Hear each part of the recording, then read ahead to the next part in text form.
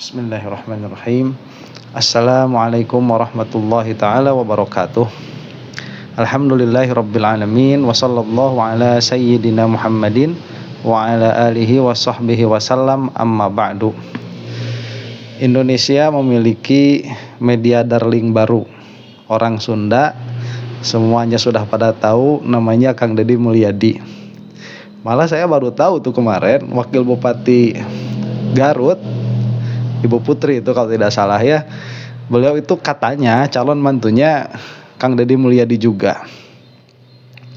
Ini mengingatkan saya kepada memori buruk ya. Jadi kalau dengar-dengar sekarang itu orang politisi ramai di medsos dengan keadaan yang tidak biasa, ini menimbulkan tinggeling pada diri saya, ada trauma begitu.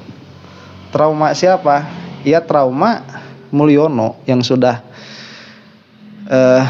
meninggalkan kita ya secara pemerintahan itu, Bapak Jokowi. Diakui atau tidak, kita ini menghadapi penurunan apapun alasannya. Mau alasannya COVID kayak, mau alasannya salah perhitungan kayak, mau bikin IKN gak jadi, atau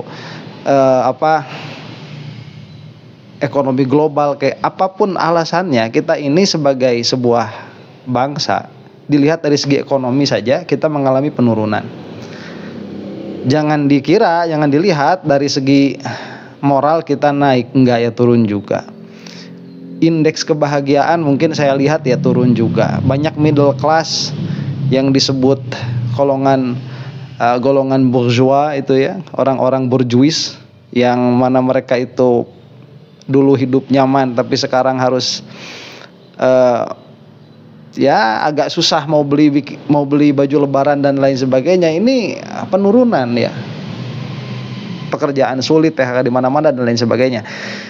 Mau tidak mau ini terjadi setelah Jokowi lengser, dan akan sangat konyol kalau kita menyalahkan Pak Prabowo yang baru menjabat hanya beberapa bulan begitu, belum 1 tahun. Jadi ala kulli halin, yang menjadi traumatik itu adalah sesuatu yang tidak biasa yang di blow up oleh media. Ini yang mau saya bahas dulu ya. Jadi yang pertama kali seingat kita begitu, saya memakai akal komunal deh ya, seingat kita, karena memang yang terjadi seperti ini. Yang pertama kali naik dari nobody to somebody, dari from zero to hero di dalam dunia politik itu diantaranya siapa? Obama ya, Barack Hussein Obama. Itu Indonesia juga ada hubungannya dengan kita tuh. Ini waktu pertama kali marak-maraknya Facebook, atau mungkin Friendster dulu itu ya, atau MySpace, atau di antara tiga itulah, karena itu berdekatan kan, yang naiknya Facebook, yang lain berguguran tuh. Ini Obama itu dia dari yang tidak memiliki elektabilitas sama sekali, tapi langsung mencuat, langsung meningkat. Apa gara-garanya? Gara-garanya media. Dan bukan sebuah kebetulan ya, waktu Obama naik 10 tahun menjabat sebagai presiden Amerika berada sekarang pada posisi yang tidak menguntungkan juga ya, mengalami declining, penurunan yang amat signifikan itu. Nah, berarti kan apa? Ada ketidakbecusan begitu ya. Saya kalau ngobrol sama teman-teman saya yang di US itu, katanya US sekarang tidak seindah waktu kamu di sini begitu. Saya di sana waktu tahun 2004 ya. Itu kan ada krisis tahun 2008 kurang lebih. Nah, itu setelah itu udah nggak sama begitu ya, udah nggak sama, daya beli udah nggak sama, mencari pekerjaan udah nggak sama, dan lain sebagainya. Di kita saat itu masih dipimpin oleh Bapak SBY. Bagaimana kita itu bisa keluar dari lubang jarum ya? Orang lain pada krisis, kita tidak, bahkan jangankan kerasa begitu, terdengar pun hampir tidak itu. Itu tahun 2008. Yang mana saya pada waktu itu nggak suka juga sama Pak SBY. Tapi Masya Allah ya, setelah dipimpin oleh Jokowi baru kerasa bagusnya Pak SBY itu. Mudah-mudahan sekarang nggak seperti itu ya. Apa pas dipimpin Pak Prabowo baru kerasa bagusnya Pak Jokowi. Aduh, kita kacau ya kalau kayak gitu. Jadi mudah-mudahan enggak lah. Ala kulli halin, itulah dunia politik ya. Nah, yang ditakutkan ini kan masalah ini blow up dari media. Di kita siapa yang terjadi itu? Jokowi. Ya, yaitu adaptasi ya, saya kira. Kita kan mengekor terus tuh.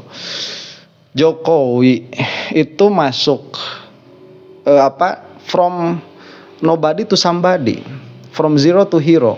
Tadinya itu wali kota Solo lah karir politiknya itu ya, bermula dari situ. Kemudian kalau tidak salah ada cekcok dengan gubernur Jawa Tengah, atau kalau tidak salah itu ya dengan Pak siapa itu yang masih PDI juga kan saat itu, tentang status mall atau tentang status tanah lah, saya nggak terlalu paham itu.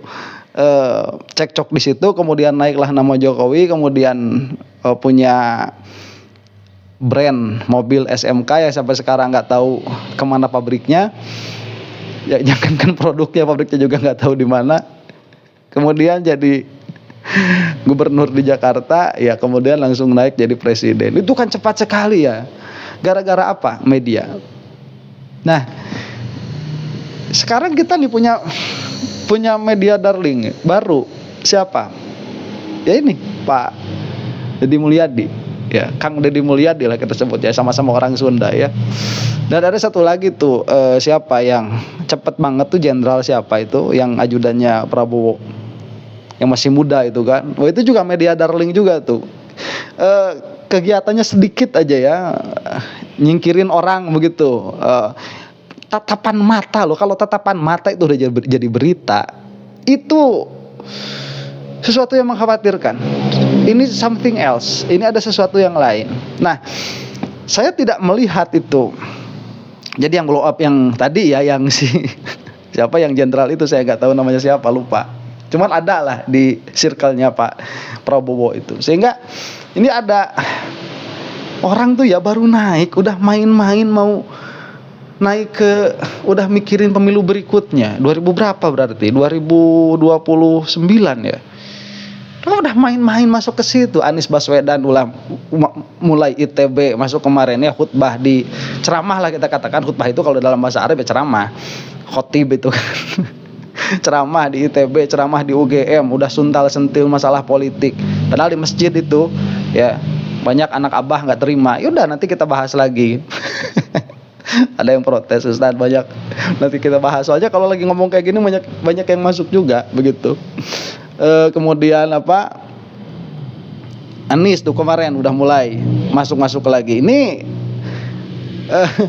gubernur ya, gubernur sama bupati juga, Masya Allah udah mulai ramai lagi, sampai ada isu-isu Kang Deddy ini mau jadi RI 2 tuh pemilu yang akan datang ya. Jadi ini sebagai upaya buat naik lagi. Ya ala kulli halin ya, politik itu seperti itu, dan memang tidak ada yang salah. Cuman saya mau memberikan pandangan dulu dari segi ilmu sosialnya begitu. Ini ada seorang filsuf Jerman yang saya sudah kagumi dari dulu, ini namanya Jürgen Habermas. Itu dari madhab Frankfurt ya. Seorang sosiolog lah kita katakan begitu ya, filsafat sosiologis. Jadi dia itu Habermas, dia memiliki suatu teori yang bernama itu public sphere ya. Public sphere itu adalah keadaan sosial di mana kalangan borjuis kalau kata kita itu middle class yang tidak memiliki yang tidak memiliki pengaruh politik lah katakan begitu, itu bisa aktif di dalam ide politik. Ya kalau kita katakanlah sekarang kebebasan berbicara begitu ya, biar mudah nih. Ini sebetulnya bukan suatu tempat, tapi dia suatu keadaan sosial itu. Public sphere ini. Nah, public sphere ini adalah salah satu kerangka atau elemen demokrasi yang penting. Selain diantaranya itu pendidikan yang baik dan hukum yang adil. Karena demokrasi ini kan dia sebetulnya dibangun untuk mewadahi keadilan masyarakat umum. Jadi karena nilai keadilan ini dia debatable, ya akhirnya dibikinlah suatu sistem yang namanya demokrasi, yang mana sistem ini baru akan bagus apabila demikian dan demikian. Nah, salah satu elemen yang harus ada itu public sphere ini.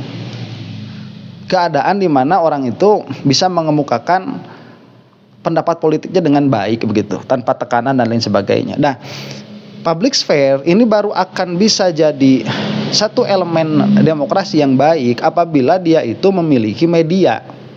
Nah, karena media ini dia sebagai apa? Sebagai alat untuk idealnya public sphere ini. Media ini perannya sangat penting sehingga ada syarat-syaratnya yang disebutkan oleh Jürgen Habermas itu ya. Di antaranya itu tidak boleh terpengaruh politik secara umum saja dan tidak boleh terpengaruh oleh ekonomi. Itu secara umum. Dalam pengertian ya ini harus netral. Karena media ini akhirnya menjadi apa? Dia menjadi input atau output dari public sphere ini, dari kumpulan orang-orang yang berbicara. Seperti kita inilah begitu public sphere itu ya. Jadi supaya tidak ada represi dan lain sebagainya. Seperti kita ini public sphere. Nah, masalahnya kalau dulu waktu Orde Baru, media itu ditekan sama sekali oleh pemerintah, ya. Yang mana berarti kan input kepada kita tentang demokrasi itu berkurang, akhirnya perbincangan kita di dalam demokrasi pun tidak lancar. Nah, makanya banyak yang menuntut kebebasan pers. Nah, akhirnya kan itu main-mainnya penguasa kan. Jadi patokan kestabilan politiknya penguasa dengan patokan stabil politik kita beda. Kalau kita ini stabil politik itu kan pengennya aspirasi didengar. Itu kalau kita sebagai rakyat. Kalau penguasa itu lain, stabilitas politik itu gak banyak partai yang ngerongrongin gitu. Jadi udah beda patokannya, udah lain. Nah, akhirnya dulu Orde Baru itu cara mudahnya itu menyumpah menyumpal media itu. Jadi media dibredel dan lain sebagainya. Nah, itu berhasil ya. Makanya Pak Soeharto itu kita lihat perkembangan infrastruktur ya jalan, kemudian pernah mungkin swasembada pangan. Ya, yang korupsi kan cuman dari pihak keluarganya aja, ke bawah-bawahnya nggak ada yang berani itu. Nah, sampailah reformasi, kemudian kebebasan pers diangkat. Lah akhirnya pemerintah ini harus cari cara yang lain bagaimana untuk menstabilkan politik versi mereka. Nah, akhirnya yang bermain di sini siapa? Ya kan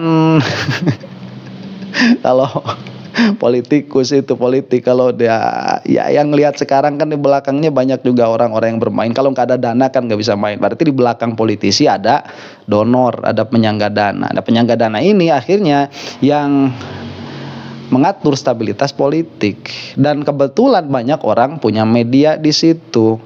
Nah, akhirnya bagaimana cara menstabilkan politik bukan dibredeli medianya karena udah nggak zaman, udah kelihatan begitu. Akhirnya apa? Akhirnya perang ide. Jadi nggak usah medianya yang dibredeli, yang dihapus, tetapi kita masukkan idenya supaya public sphere ini apa tuh ya kalau kita ya katakanlah itu seperti kafe, seperti warung kopi gitu. Kayak kita gini nih, ini warung kopi Maya. Nah, ini obrolan di sini disetir aja apa yang diobrolin begitu. Jadi nggak usah kita tutup medianya, kita buka lebar-lebar medianya, tapi kita masukin apa yang diobrolkan oleh mereka. Jangan menyentuh inti dari permasalahan. Nah, akhirnya kan dikeluarin yang kita sebut pengalihan isu dan lain sebagainya. Nah,